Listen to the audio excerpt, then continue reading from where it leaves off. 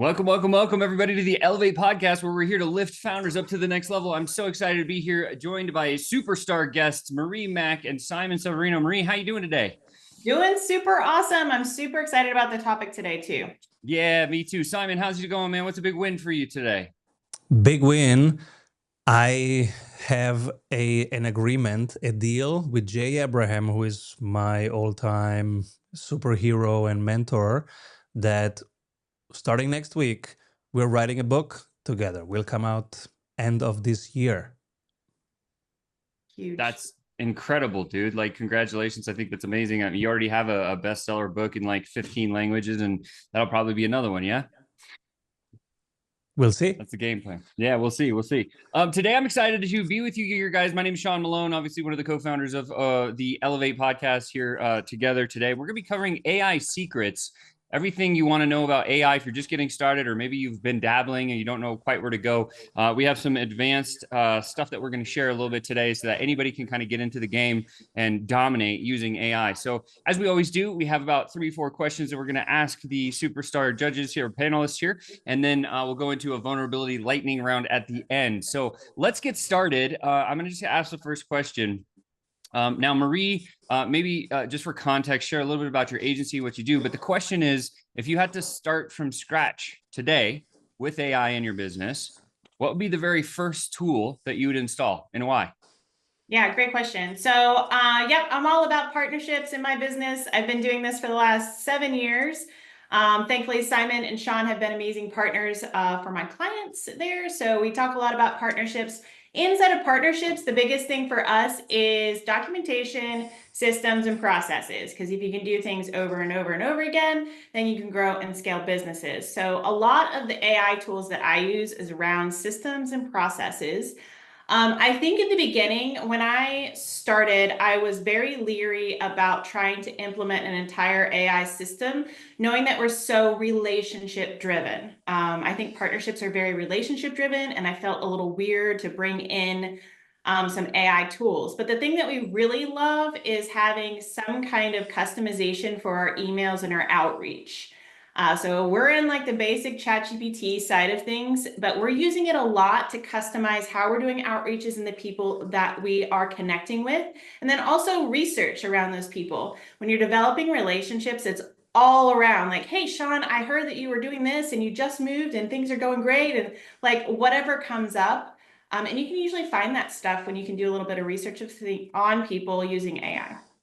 Okay, so just so I'm clear, like you would start with just like the general large language model, like a Claude or a Grok or a GBT or something like that, and just start to help it to form like emails or text message sending or anything like that, or what are you talking about? Is that what you mean? Yeah, a lot about that. But then also when our team is getting on calls with people, when we're creating partnership deals, it's really nice to have some context about who you're talking with and how that partnership might lay out. You reduce a lot of time by not only coming prepared to a call and looking like, hey, I'm really interested in this relationship. This is what I saw from the outside. And then using that to be able to create bigger, better long-term partnerships that help businesses scale.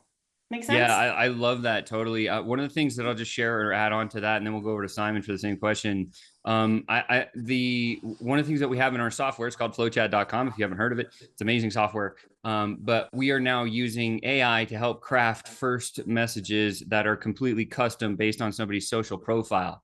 So if you don't have our tech, that's fine. Here's what you would do. Go to their social profile, collect, like copy paste their whole profile, throw it into GPT or one of these large language models and just say, what would be a very genuine, authentic, good first message that's short that I could say to this person to engage them for whatever. And then it'll actually read that context and it will spit out a message that's pretty solid. We actually built that plus some pretty good prompting, because as we know, AI doesn't speak the best. I'm a DM guy, right? That's my jam. So it's like AI doesn't speak the best DM speak. So there's a few rules that we added into our prompts for that, but you could do the same thing. So anyway, I think that's really cool, Marie. That's awesome. Simon, over to you. If you had to start from scratch today with AI in your business, what would be the very first tool you would install and why?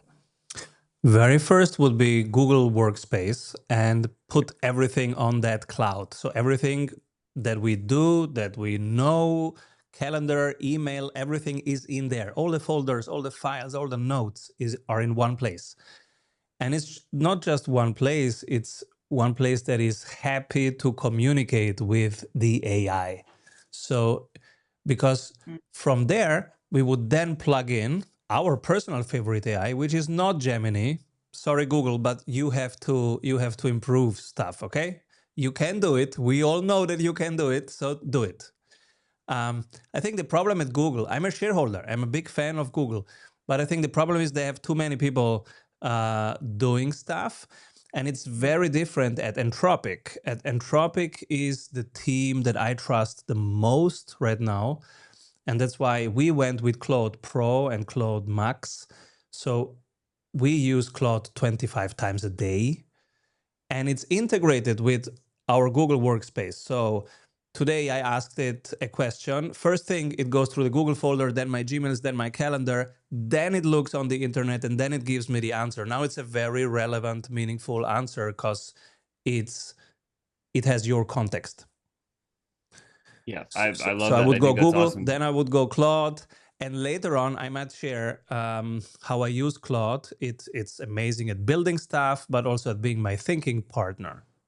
In the Google Workspace, is that just maybe more so for like a master brain in your business where you store all the stuff and the emails and the calendar and all that other stuff, and it can look at everything and help you Yeah, like coordinate, and that's kind of what that's what the Workspace is?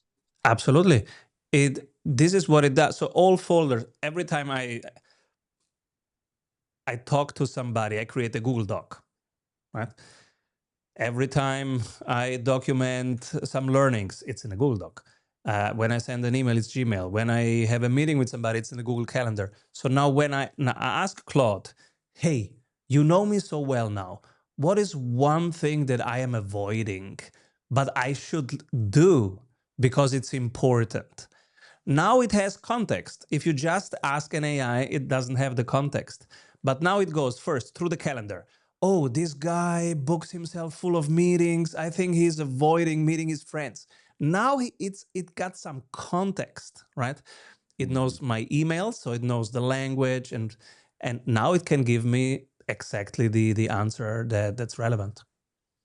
I love that. That's amazing. I'm kind of the same. Like if I'm just getting started, I just want to start very basic and maybe not pay any money into anything like that. I would just use one of the large language models that are free currently, and I think that's there's a ton of them that are out there. ChatGPT is probably the most well-known one, but there's Claude and Grok and Gemini and a tremendous amount. Abacus is another one. So there's a ton of them that are out there. So let's move on to the next question, because I think that's like a great start for anyone just getting started in their business as a founder. But secondly, Marie, back to you. Which couple of tools, 3 to 4 tools, if you have them, have made the biggest profit driving difference inside your agency, and maybe exactly how you're using them? Yeah, I love this one. So one of the things that was really like transitioned how we do business is any kind of note taker AI. So we use Fathom. It's something that connects with Zoom. It was like something that just popped up quickly, but we pay for Fathom inside of each one of our calls. It reduces the amount of information that we actually have to like start writing down. And when you're in a relationship building kind of space, whether it's in sales, whether it's in partnerships, you really want to be focused on the person that's across the screen from you. You don't necessarily always want to be taking notes. So our note takers have helped us tremendously. It also helps us to put together a recap, and we can send that out quickly. So not only do I not have to pay another VA to go back and like listen to a call and like make the notes, like it's just inside of our AI, but we're also showcasing how important the relationship is there. So Fathom is definitely one of ours. We use ClickUp inside of our project management tools. ClickUp has a ton of wonderful AI tools. I think a lot like what Simon was talking about with Google. We're using ClickUp and putting all of our SOPs in there. We're putting all of our tasks that are coming up. The different team members are assigned to different projects. So I can go in there quickly and ask, like, how is this team member doing inside of the workload that they have? Or when's the last time we talked to a certain partner and what was the deal that they had at that time? So we can quickly kind of work through some of that. I think ClickUp is always iterating. So like with any AI, you have to kind of go in there and make sure it's working the way you think it is. But when you have these tools that helps you with efficiency, then for us, it's just about creating really healthy relationships and using them efficiently. That's amazing. I guess I just asked one other follow up because I mean we use ClickUp as well inside of our organization. Like, if you're a founder and you're like, I know it's something that's crept across my mind, and I'm sure a lot of other people's here is like, oh man, like I'm just too busy to dive in and start learning like a ClickUp AI. Like, what would you say to that person? I think the nice thing is ClickUp keeps popping up with like use AI in there, and they give you specific prompts. So that's sort of where we started, right? Like most, I think AI learning models are just giving you like, hey, try it like this, and start pushing the buttons when you're going in there and seeing what it pops back out. Then as you start working with it, you'll see that there are certain rules that you can put in. You'll see that there are bigger questions that you can ask. You can say, hey, look in this file, in this space, in that place, and ask it for a deeper question. So I think getting started is just about those AIs want you to start using it, and they're going to start to prompt you with really easy tasks that more than likely are something that you're doing over and over again, like it's watching that. So just start pushing those buttons and seeing what comes up. I love that. And the other thing I'd add is if you're kind of like that, where you had that kind of head trash that I just mentioned, ask AI what it should teach you because it's smart like that. And it'll say, oh, you should try this or you should try that. And it'll start recommending. And then you're on the wagon. So I think that's cool. Simon, over to you. Which 3 or 4 AI tools or a couple of tools have made the biggest profit driving difference inside your business?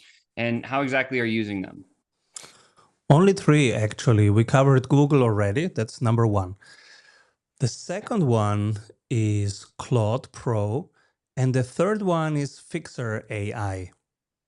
So Claude Pro helped me actually create millions in dollars for our clients, and also some for us, because for example they ask, hey Simon, should I increase? I just have 2 hours to work on the business this week, so should I increase the price, as you say, or, and now I model it. And this thing, I said, Claude, hey, please create a dashboard. I'm getting asked this all the time. Create a real-time dashboard where we can answer this. So should we improve? If I have only 2 hours of time, should I improve the number of referrals that we get, or the win rate, or the margins, or just land one more client? So, and we want to see it in real time. Boom, it created that. Then I said, oh yeah, but that's just the revenue. Can you do the same thing for the profit and make it green? Boom, profit. Oh, so that's one example of how I use Claude. It took me an hour in total to create the dashboard, and then I uploaded it. Now it's in the Sprint Club and people are using it. So that's actually making money because it's a business consultant on steroids, and it took me an hour and the $20 of Claude Pro or whatever that is to build it. So Claude Pro, absolutely. And then Fixer AI, and we have to say that I have zero coding expertise. I don't plan to build any. I've never done. And I would not recommend anybody to do it, because just tell Claude what you want and it will build it. And then you say, build it better, and it will get better, and then make it green. So you don't need to learn code anymore. I love that. I love that. The second is Fixer AI is now my executive assistant that comes with me in all meetings. I have an assistant, but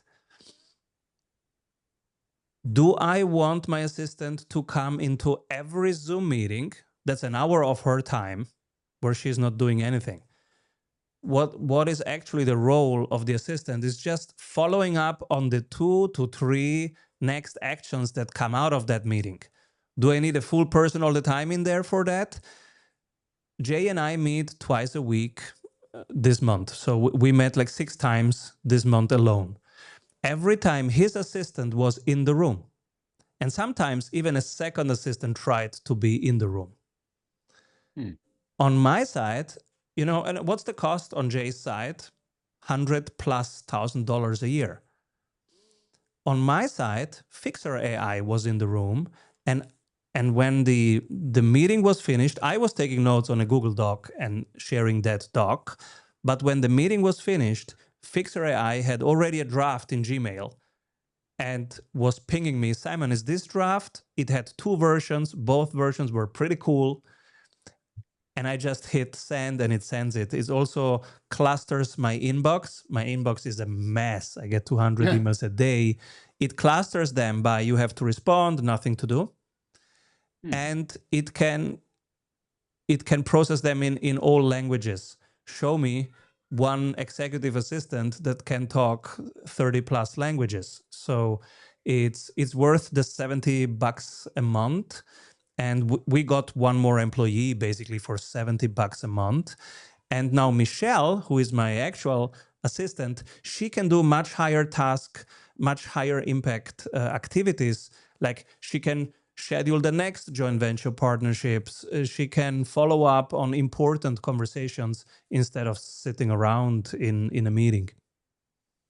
That's amazing. And I think it brings another great point. Like a lot of people have been fearful of AI because they're thinking like, hey, it's going to overtake my job or it's going to replace these people or the next person or the next person. One of the things I want to share is that it's not so much going to replace anyone quite yet because it doesn't have a conscience, can't think for itself. That means it still needs an operator to prompt it or control it to do things and then monitor what it's doing. So instead of doing the work, I think the big shift is it's not going to replace a job. It's just going to replace what you're actually doing. So you go from like actually doing the thing to inspecting what's being done is going to be the shift in the workplace. And so don't be scared to bring AI into your business. I think it's a really healthy and good thing for everyone to do. A couple other ones that I use that I think would be interesting. First one is called Napkin AI.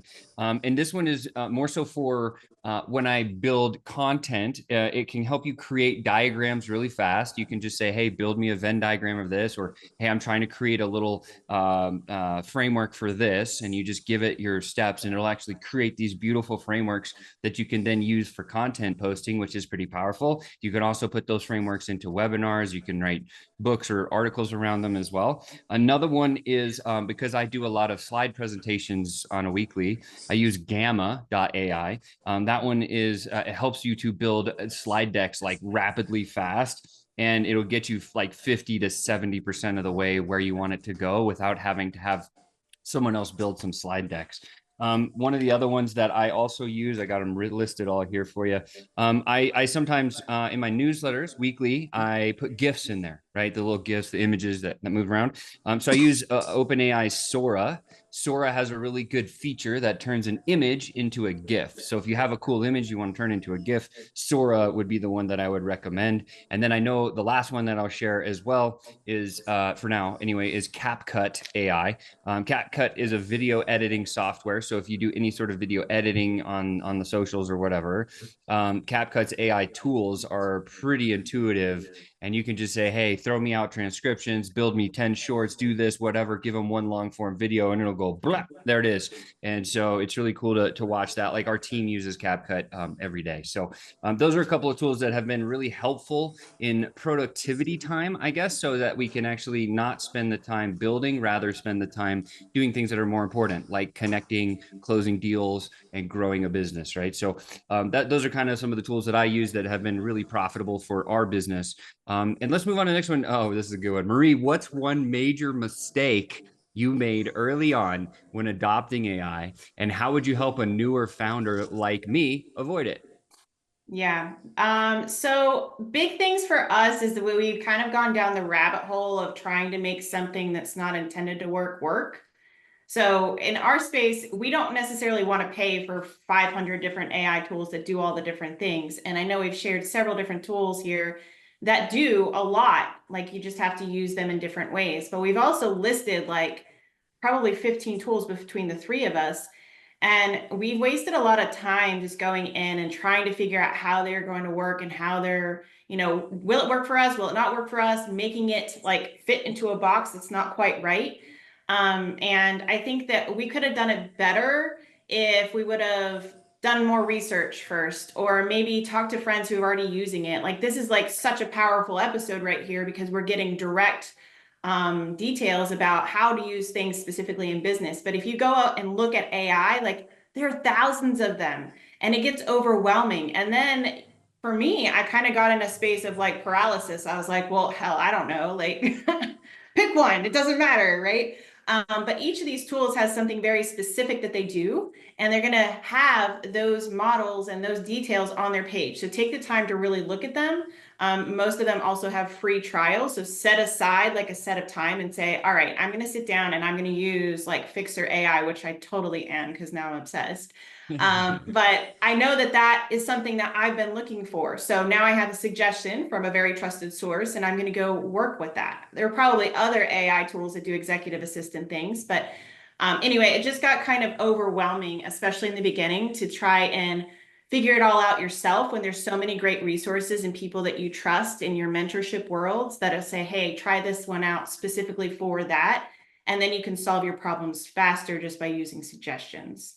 I love that. That's so good. One of the other things I'll just add on to the end of that is I made the same mistake too, just trying too many tools at once to see what happens and everything falls down. Go a little bit deeper, right? Choose one and go deep. But how do we do that, right? So one of the best things that Alex Sharfin taught me a long time ago, because I was really terrible with time management. He said, do a time study, Sean. And I was like, what does that mean? He goes, every 15 minutes, write down what you did every 15 minutes for 2 weeks. I was like, okay, cool. So I had a spreadsheet, gave me a spreadsheet, and it was like at 7:15, I did this, 7:30, I did this, 7:45, I did this. And I was just like, I was filling out what I was doing all day long. I did that for 2 weeks. And then I went back and I said, here's the thing. And he goes, okay, cool, let's evaluate it. And then he shared, he's like, here's the dead space in what you're doing. If you can use a tool to replace that, you're going to save yourself X amount of hours. So if you're going into this and you're like, how and where do I start with AI? I would strongly consider doing yourself a time study of what you do. Even if it's for like a week or a couple of days, you'll start to see where there's inefficiency in your calendar. And then you can say, what AI tool should I choose based on this episode to help me sort that out? And that might give you a starting point. After that, yeah, please. I just did the same thing, and there was a timer. I think it's called timer timing. It's a Mac extension, something that goes into the Mac. But for 30 days, it was for free. And it just tracked everywhere I was going on my computer. Oh, that's awesome. It was so good. And every time I got off a Zoom call, it was like, okay, which call was this? And I was like, all right, this goes to this client and that goes to this team and this goes to that thing. So at the end of the week, I had like a diagram that said, you spend this much time on these businesses and that much time over here. Most of my time is in Slack and on calls because I like people. But it was super interesting. So I love the spreadsheet idea, and that was another tool that just came up that did the exact same thing. Yeah. So, well, you could probably use an AI to help you like time track yourself nowadays. I haven't even thought about that, but that's another great use case. There you go. So, Simon, back over to you. What's one major mistake you made early on when adopting AI, and how would you help a newer founder like me avoid it? Yeah, in the first month, it was November, December last year when we got so excited, and we started going to all the AI summits, AI meetings, AI experts. And then we realized after 2 weeks, because every Friday we come together and we learn from the week. And so after 2 weeks, we realized that we wasted 2 full weeks in being in these rooms because we got 150 ideas, but we didn't execute on a single one because we were on a conference. And so we said, okay, we have 150 ideas now. Let's fill the backlog and now execute one after the other. And so we stopped going anywhere. We just picked Claude because there were basically two options at that time, OpenAI or Claude. Gemini was even worse than it is right now, and or wasn't even out there. And OpenAI, I never liked the team. I don't trust the founder. I don't like the team. And so I never felt really associated or did I want to partner with them. And Dario Amodei of Anthropic always gave me this feeling of, okay, they're gonna be slower and they have less access to capital, but they have a higher degree of integrity. They walk the walk, talk the talk, and they don't build, an NGO and then make it a for-profit and very shady stuff. So they were just in integrity, building a good product. They made some small branding decisions that built empathy into it. For example, the colors, the the way it interacts with you feels more like you're talking to somebody that you trust, and then we just stick with it. We say, okay, let's just go max in the capacity, plug it into all the files, docs, computers, data that we have, and then just execute one idea per week of those 150. And yeah, this is how we turned that mistake into an opportunity. I love it. Love it. Love it. Just choose one, go deep. That's what we're talking about. All right, moving on to our last main question here. Marie, back to you. When choosing an AI tool, what's the number one filter that you personally use to decide if it's worth the time, money, and learning curve? That's a good one. Number one filter. I'm just thinking of the things I don't think of. Like, I don't necessarily always think of the amount of money that it costs, because I need it to fix a certain problem.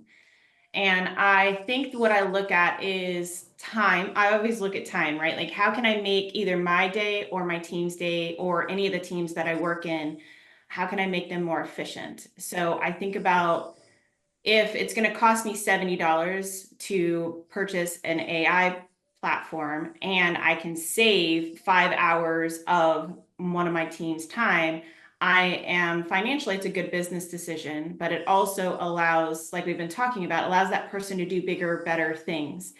I think, look at who is building that and the capital. I've definitely gone into several AIs over this year that I was like, this is killer. It's so good. It's working exactly the way I thought.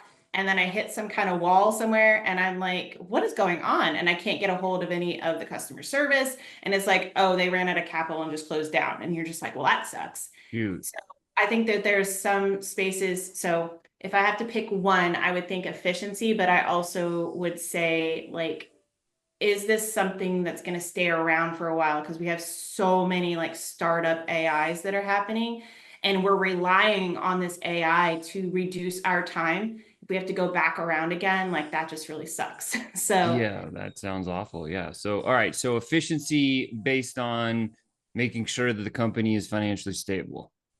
yeah, and they have growth, and they have growth as a part of their plan, and they're not just going to like close down. And I think that's exactly what Simon just said, right? Like, if you don't believe in the company or the owners, like, don't invest in that. We are people in our community that can create or destroy businesses based on where we put our money. That's a whole different type of conversation. But I think that that's important. Back the people that you really believe in and look things up so that you know, like, things are going to stay there for long term, because it's not efficient to create an entire system around an AI that's just going to collapse in a couple months. I totally agree. Simon, over to you. When choosing an AI tool, what's the number one filter that you use to decide if it's worth the time, money, and learning curve? We tested, Michelle, me, Lou, we tested for a week. On Friday, we decide, because on Friday we had at least 3, 4, 5 days usually experience. And then we come together and say, okay, what were you trying to accomplish? Did it ship it for you? And we don't talk price like Marie. We talk, what were you trying to accomplish? Did it help you do that? Did it ship for you? And if it did, we then just say, okay, let's run with it. And then we have a doc called the software stack, the strategy sprint software stack. There is like 15 softwares on there. And then we look, okay, which one is a double that we can cancel now that we start this one? Is there any doubling? And then we go cancel that plan, start with the plan. And this is how we decide. I love that so much. The way that I look at choosing an AI is kind of the same way I'd look at choosing coaching, right? So if you're going to go choose a coach, never ever choose a generalist coach unless you need a generalist coach. So I would use like a GPT as a generalist coach to help me choose the specialist if that's what I was doing. And then I would think about what Marie said, I think is critical. Don't look at, hey, I just want to put this tool or that tool or this tool in my business. Rather say, my business has a problem here. Which tool would be the best one to solve it? And if you don't know, go ask GPT generalist person to say, what's the best AI for me to solve this problem? and then it'll say, it'll give you a couple of choices. Then go do what these guys say is like figure out who the company is and the people backing it, and then only put your time, money, and energy into one that you think is going to stick around forever, because that's going to eliminate the biggest headaches down the road. So that's kind of how I would use as a filter, as again, is like look at the problem in your business and what tools and tech can solve that, so you don't have to do it anymore. And if you don't know, just Hey, ask AI. Sean, the It'll be there. book, the Yeah. book AI. Before we go apart, I want to hear the book AI that you use. Yeah, so there's I use Abacus, I don't know how you spell it, abacus.ai, I think is how you spell it. And it's another large language model. The people behind the company are actually pretty intelligent, and what they've done is they've combined all these different tools. So I mentioned a couple earlier, like a Sora for image to GIF, or a Gamma or a Napkin or whatever. So what Abacus has done is they've combined all these different like large language models that do different functional sets, and it's $10 a month. It's less. It's pretty cheap, and you get inside of there and you can basically use the whole suite of tools all in one place. So it's like an all-in-one AI that has specialty people in there. And then what I'm doing with Abacus specifically, the reason I chose Abacus is because you can put unlimited amounts of text in there. So what we just did is we completed a 3-day live event recently, and we're taking all those transcriptions and we're creating a book asset out of it. And so if you have a transcription of an hour and a half of me talking on stage, that's a heck of a lot of words, right? Because I talk pretty fast. And so I can actually just take that whole transcription, no matter how long it is, and I can dump it into Abacus with a prompt on the top of it that says, hey, rewrite this transcription as a book chapter for me. And then I submit that, and then it kicks out a chapter. And it's kind of the similar way that what Simon said was Google, what did you call it? Google Projects? Is that what it's called? You Workspace? said Google Workspace. Okay, yeah. So there's so like inside of Abacus, they have these things called projects. And what's really cool and unique about their projects is it's a continual learning. So it's like I put chapter 1, chapter 2, chapter 3 into this project, and now the only thing it references is the book that it already wrote. So it's going to be very congruent to the same flow throughout the rest of the book. So that's why I'm using Abacus. Each I'm chapter also is one project. so basically I have one project folder, and then I have like each chapter is a different prompts in case I want to go back and like modify or edit that chapter. Because typically, like my book writing coach, his name's Travis. He's like, just do it a chapter at a time. He gave me this magic prompt that kind of turns a transcription into a chapter. And then he said, run the prompt with the transcription, read the whole chapter. If you don't like it, tweak the way that it's happening. Say, hey, take this out or do this or change these titles or make it like this, and then it'll kick out a rewrite of that chapter, and maybe do that 2 or 3 times till you optimize the chapter. And then you're like, what is the exact prompt that I need to give you so that you'll kick out chapters like this every single time? And then it'll say, here's the prompt, save that one, and then put it with each other chapter throughout your whole book. And by the Wow, end of that's the the book, master prompt. What's the prompt that I need to ask you so that you can ship a chapter like this again? I will share it with you because it's pretty long and I don't want to read it. Yeah, so no Okay. problem. I'll give it to you. So yeah, if anybody else wants that, email Simon. What's your email? Simon at strategysprints.com or something? Yes, Severino at strategysprints.com. Severino at strategysprints.com. Email Simon. He'll give that prompt to you because I'm going to give it to him. Okay, let's move on to the bonus round. There's a couple of vulnerability questions we got. All right, Marie, over to you. Have you ever invested in an AI tool that you were super excited about, but it totally flopped? What happened? Yes. Yeah, I did. So I was super excited. Email's a thing, so I'm super stoked to have like Fixer AI as an option. But I had purchased I guess it was like an extension that went into Gmail, and I was like, just look at the past emails that I've written and give me a prompt that makes sense. Like I have 5 years worth of emails in my inbox. I give you permission to look at it. And then it just kept spitting back out like these super generic, like, greetings, Sean. It is so good to hear you this morning. Like, I'd never talk about that. Like, I would never say that. Like, it was so frustrating. And obviously you spend money to get in there. I usually will do like the month to month for a while, but it's cheaper in my business if I can do an annual thing. I was so stoked about the way that it looked at the beginning that I'm like, yeah, let's just do the annual. We'll get in there. It's going to make it amazing. Like I need to skip the steps. I need to go straight to being productive. And it totally sucked. So Dang it. I, So how many the tests? frustration. Like, let me ask you this because I think this is important. Like, when you started messing with it, I know like you have like this crazy persistence out of most people I've ever met. How many times did you go back at it and just bang your head against the wall until you're like, ah, F it, I'm done? Like, how many times is that for you? Um, I'm I'm a fire fast kind of person, as in like, okay, it's not working, kick it out. Like I want it to work. I'm gonna put the time in. I love Simon's thing about like use it for a week, maybe give it to a couple of my team members and use it. But then we got to make decisions and we got to move forward. I can't again take square pegs, round holes. Like I needed to do a certain thing. So the conversation today has been very, very helpful. And I think we've all had the same learnings over the course of the last 6 to 7 months as we've really been using AI in business. But if something is not working the way I think it is, I'm kind of like, there's got to be something else. And I trust that the right thing's going to come in there if I go start looking at it. I don't try to keep like making something work in a way that it's not intended to. Makes sense. Totally love that. Simon, over to you. Have you ever invested in an AI tool that you were super excited about, but then it totally flopped? What happened? Yes, all the time. So in that month, we were testing everything. Some of them, and I did the same mistake like Marie. But, hey, it's cheaper. Let's go annually. And we have changed that habit. Now we do monthly, even if we are excited, because hey, let's give it really a month to deliver.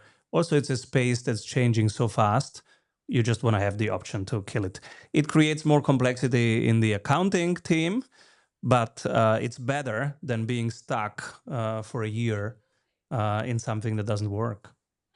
I totally get you. I'm with it. The one that I used, and most people are going to be shocked when I say this, but Midjourney for me, it flopped, right? Because I needed images. And so I heard everyone's like, Midjourney, Midjourney, Midjourney. Well, I got in there and I'm not techie, so I couldn't figure it out. And I was so excited. And so I figured out finally, here's where you put the prompt. I was like, okay, cool. I'm going to put the prompt here and I'm going to hit go and see what happens. What I realized was my prompt writing sucks. And I didn't have a good way to write good prompts. And so every time I put a prompt into Midjourney, it would kick out this image where people had 5 fingers, 8 toes, 29 noses. It was a mess, right? So it was like, this is not right for me. What I found out about Midjourney a little bit later is you have to refine your prompts over and over and over and over and over and over. And I didn't have the time to do that. I just said, hey, make me a beautiful picture of X. And I would expect maybe 2, 3 versions that would pop out. That's not Midjourney. Then so like if you're playing with Midjourney, just know you got to spend some time writing your prompts very specifically. And when you get it right, it will kick out some beautiful stuff. But I just didn't have the time for it. So Midjourney was the one that flopped for me. I was so excited about it and didn't work. So at least that was my experience. I'm sure a lot of people have a lot of success with it. So all right, last question for the day, and then we'll wrap it up here. Marie, was there ever a moment you doubted if using AI was even worth it? How'd you push through it? Yeah, absolutely. We're relationship driven people. So we do relationship marketing, and it's hard to have a relationship with an AI model. So we were really hesitant to add in a lot of the AI tools in our business because we knew that it was so important for people to connect and trust. And it, not that it delayed, but we really wanted to make sure it was something that all of our partners were trusting, that our team members were trusting. Like now that AI's been around for a while, it's not weird when our note taker comes into a room, or 5 note takers sometimes, like it just depends. So it really took us a long time to get on the bandwagon with the idea of our business grows on referrals, our business grows on trust. And a lot of people weren't trusting AI. Hmm. Yeah, that makes a lot of sense. Totally. Simon, over to you. Was there ever a moment that you doubted if using AI was even worth it? How'd you push through it? Yes, we were frustrated. I think it was after that month. In the second month, then we were heavy users. In the third month, we were super frustrated because by now our clients got some super generic emails, wrong emails, some pronunciations that we never use, things like greetings or hey, the things that we never use. And when I saw this, I said, okay, stop everything. This is ruining our brand. We cannot talk like that to people. And so we were very frustrated in the third month. And then we put it on pause for a while. Until then, the models got better. We found better ways to use it. And now we are in a better relationship with AI. Now we're heavy users. But yeah, we were very frustrated at some point. Yeah, totally, man. That's crazy. The part or the time where I was like, oh man, I don't even know if AI is going to be the right fit was when we started. Again, I'm in the DM space. I'm one of the category kings of personal DMs. I would say that. Lots of people tell me that. And I was trying to use all these different language models to actually write DM copy. Now, if you've ever been asking AI to write you some DM copy, it comes out like an email. It sucks. It doesn't say anything right. It was like what Marie said, greetings, fellow friend. Like no one ever talks like that. It was ridiculous, right? So we got so pissed off. How we pivoted and pushed through it is our CTO, his name's Bruno. We don't talk about Bruno, but he's a crazy maniac. And so we Why don't said, you hey, talk Bruno. about Bruno? Yeah. So we're like, hey, Bruno, this freaking AI thing is a mess. Like, how do we sort it out? And he's like, oh, well, let's just build our own. And I was like, what do you mean? So he went and he crafted his own like large language model. We bought server space in Europe and in Texas, and then he built out our own large language model. And then what he did was he's like, oh, just give me the million DM conversations you guys have been in over your career, and we'll feed it to this. And that'll be the only database that it references. And I was like, well, why wouldn't we just give it the winning conversation so it always wins? And he's like, even better idea. So there was 350,000 winning conversations out of the million. Here, we fed it to this AI and we're like, write DMs. And it still didn't write them really well. So then I spent some time with the team and we came up with the 3 main rules when you write DM copy that should be in any prompt that you put anywhere. Here they are. You ready? Number 1, never use their first name in the first 5 words of your DM. Don't say, hey, name. Don't do it. Don't say name because everybody does that. You want to stand out in the DMs? Put the name at the end of the first sentence after a comma. Best way to do it. That's rule 1. Rule 2 is always end every DM with a question, probably a rhetorical one that you already know the answer to, because that will keep rapport going. And then the third one is you want to match how they write. So if they write 1 word or 2 words, you want to write 1, 2, or 3 words back. If they write you a book, you write a book back. Right? Because when you have those 3 rules in your DM game, you'll win every single time. So that's what we built into as part of our prompt. And again, our prompts are a little bit more intense because that's what we do for a living. But those are 3 general rules when you're writing DMs. If you really want to get some traction, follow them and you will win for sure. So with that said, Marie, any last closing tips or secrets you want to share with our people? I think the biggest thing is what we talked about today. And it's interesting because I've never had this conversation with 3 other business owners, but it's like we all went through the same process. So obviously this works, right? Pick something that's going to work specifically in your business, go really deep on it, set aside a certain amount of time to test it, and then implement, like move forward and then do that again. And I think the other thing I learned just from today is I don't necessarily need to do that with all of the tools at one time, right? Like let's pick one, let's get it implemented into this space, and then let's go to the next one. Because I do think that right now, even in some of our business stuff, we're trying to test 4 or 5 different ideas. And we're split testing, right? Like this team member will take that one and this team member will take that one, but we don't have the same experience. So I just think that it's really important to not be afraid of AI and use it very intentionally in your business based on what the gaps are and how you can be more efficient. I love that. Marie, if anybody that wants to reach out to you to get some efficiency in their life, how do they find you? Yeah, I'm on LinkedIn, Marie Mac. You can find me there. It's pretty easy. LinkedIn is my go-to space for any kind of social media. If you try to DM me on Facebook, I won't see it. There you go. If you want to get with Marie, go to LinkedIn. That's what's up. Simon, any last pro tips or secret strategies you want to deploy for our team, our people? Have fun, guys. Have fun. The most important thing is that you enjoy the process, right? If you are a little bit ADD, like I am, then this AI stuff can become a festival of learning, but you ship nothing. So if you are like that, here a little tip how we organize ourselves. On Monday, everybody tells what is their priority for the week. So my priority is the book with Jay, 25 outreaches, 1 introductions every day. That's it. And then Michelle says her priorities, etc. So we tell in public our priority. And then the whole week, everybody just does. And on Friday, we come together and learn from it. Okay, Simon, you wanted to start a book with Jay. Did you start it? What's the next step? What's the goal? What do you need? And if you do that, you can have fun, follow your passions, but you have a format, a structure to do that, and you don't lose sight of the prize. This is how we can still be creative and playful and in learning mode, because in the end, learning is what's fun. But with Monday focus and Friday learning, you don't lose focus. Yeah, I definitely want to add on to that. But before I do, Simon, if the founders that are listening to this right now need to reach out to you so they can get a little sales help in their life, where do they go? Strategysprints.com. There you go, guys. If you want a little help with sales and structure, go over there, strategysprints.com. The last thing I would add is kind of like what Simon said. I'll just tack on to that. There's a book a long time ago written. It's called Eat That Frog. Don't know if you guys ever read that book, but what it talks about is what Simon said, but he made it even more simple. He said, like the Eat the Frog book, the premise is this: write down at the end of the day the 5 most important things you need to do tomorrow. And then what's the most important one becomes the frog.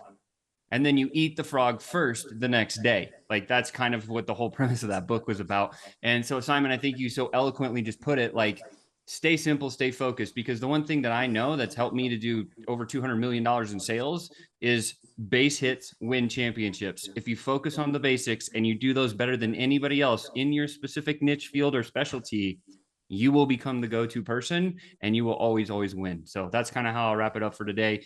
Base hits win championships. Don't forget that. And with that said, Marie, thank you so much for being here today. Simon, you as well. You guys are incredible humans, and I'm just grateful to have a chance to be a part of this with you. So with that said, don't forget to elevate your game to the next level. That's why we have the podcast, to elevate podcasts, to lift founders to the next level. With that said, can't wait to see you next week when we cover YouTube optimization. Until then, bye for now. Avoid trying to do thousands of things that doesn't work. We have 274 templates for your business success. Reach your ambitious goals with one-on-one sprint coach. We double your revenue in 90 days. What if your business would run well even when you are on vacation? Discover how 1,600 business owners have regained their freedom using the Strategy Sprints blueprints. How they enjoy living their dream and watching their business scale. Get the exact checklists they use to go from stressed to fulfilled using the Strategy Sprints method. Order your copy of Strategy Sprints 12 Ways to Accelerate Growth for an Agile Business on Amazon.